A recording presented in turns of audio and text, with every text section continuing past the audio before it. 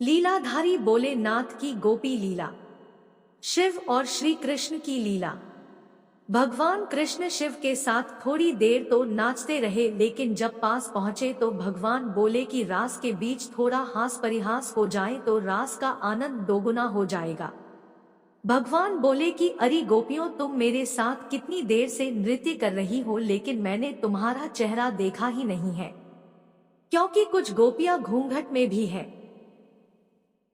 गोपियां बोली कि प्यारे, आपसे क्या छुपा है, आप देख लो हमारा चेहरा। लेकिन जब भगवान शंकर ने सुना तो भगवान शंकर बोले कि ये कन्हैया को रास के बीच क्या सुझा, अच्छा भला रास चल रहा था, मुख देखने की क्या जरूरत थी। ऐसा मन में सोच रहे थे कि आज कन्हैया फजीयत पर ही तुला है। भगवान कृष्ण बोले कि गोपियों, तुम सब लाइन लगाकर खड़ी हो जाओ और मैं सबका नंबर से दर्शन करूंगा। एक बार शरद पूर्णिमा की शरद उज्ज्वल चांदनी में वंशीवट यमुना के किनारे श्याम सुंदर साक्षात मनमथनाथ की वंशी बज उठी। श्री कृष्ण ने 6 मास की एक रात्रि करके मनमथ का मानमर्दन करने के लिए महारास किया था। जब महारास की गूंज सारी त्रिलोकी में गई तो हमारे भोले बाबा के कानों में भी महारास की गूंज गई।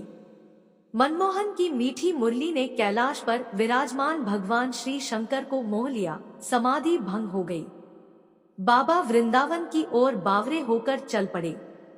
पार्वती जी भी मनाकर हार गई, किंतु त्रिपुरारी माने नहीं। भगवान श्री कृष्ण के परम भक्त श्री आसुरी मुनि, पार्वती जी, नंदी, श्री गणेश, श्री कार्तिकेय के साथ भगवान शंकर वृंदावन के वंशीवट पर आ गए। वंशीवट जहां महारास हो रहा था, वहां गोलोकवासिनी गोपियां द्वार पर खड़ी हुई थी।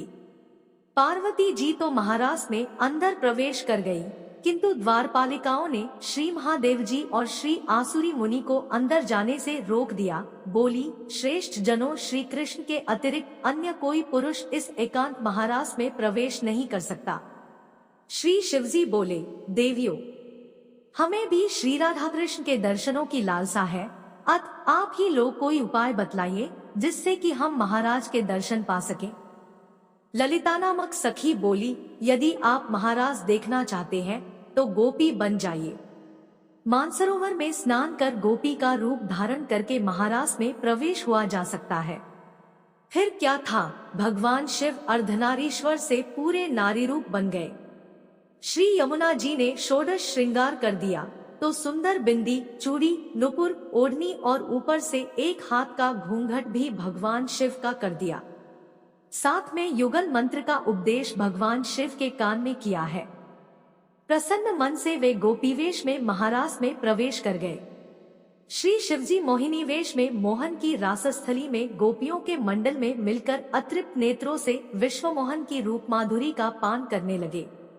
नटवर वेशधारी श्री रास विहारी रासेश्वरी रसमयी श्री राधा जी एवं गोपियों को नृत्य एवं रास करते हुए देख नटराज भोलेनाथ भी स्वयं ताता थैया कर नाच उठे।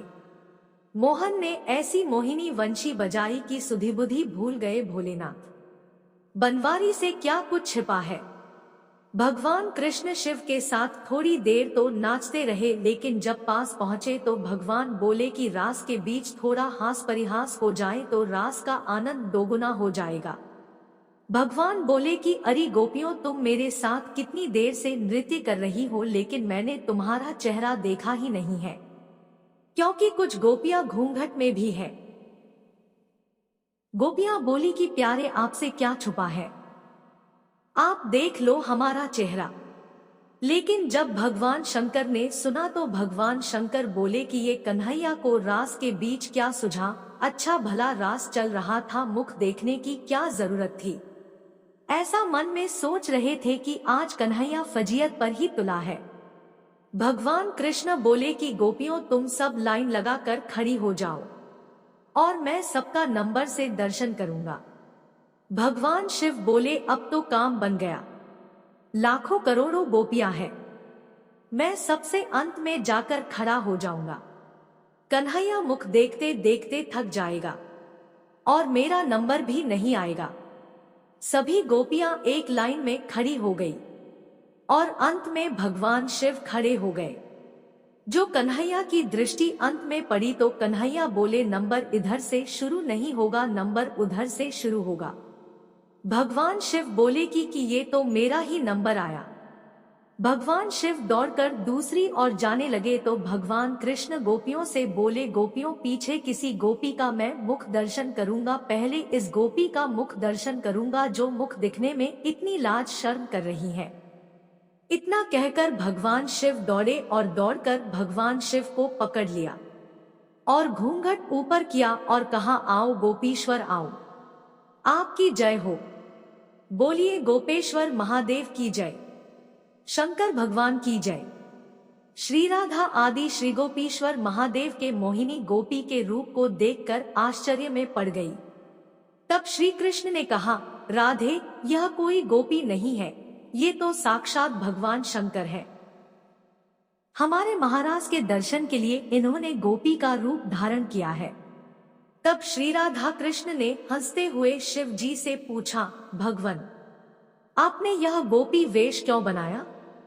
भगवान शंकर बोले, प्रभो, आपकी यह दिव्य रसमयी प्रेमलीला महाराज देखने के लिए गोपी रूप धारण किया है। इस पर प्रसन्न होकर श्री राधा जी ने श्री महादेव जी से वर मांगने को कहा तो श्री शिव जी ने यह वर मांगा, हम चाहते हैं कि यहाँ आप दोनों के चरणकमलों में सदा ही हमारा वास हो। आप दोनों के चरणकमलों के बिना हम कहीं अन्यत्र वास करना नहीं चाहते हैं। इसके बाद सुंदर महारास हुआ है। भगवान कृष्ण ने कथक नृत्य किया है और भगवान शिव ने तांडव, जिसका वर्णन अगर माँ सरस्वती भी करना चाहे तो नहीं कर सकती है। खूब आनंद आया है। भगवान कृष्ण ने ब्रह्मा की एक रात्रि ले ली है, लेकिन गोपियां इसे समझ नहीं पाई। केवल अपनी गोपियों के प्रेम के कारण कृष्ण ने रात्रि को बढ़ाकर इतना दीर्घ कर दिया। गोपियों ने एक रात कृष्ण के साथ अपने प्राणप्रिय पति के रूप में बिताई है, लेकिन यह कोई साधारण रात नहीं थी। ब्रह्मा की रात्रि थी और लाखों वर्ष तक चलती रही।